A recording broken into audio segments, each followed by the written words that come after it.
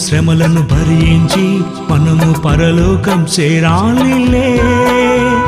క్రైస్తవుడైనందుకు బాధని తెలిసి బాధనుభవించాలిలే. సుఖమే లేదు ఈ జగతిలో, సుఖపడలేదు యేసు తన బ్రతుకులో. మన కోసం యేసు ఆ సిలువలో బలి అయినాడు. యేసు కల్వరిపై మరణించి లేచాడని ప్రకటించు ఓ సోదరా. అపవాదిని ఓడించి గెలవాలి ఓ సోదరా.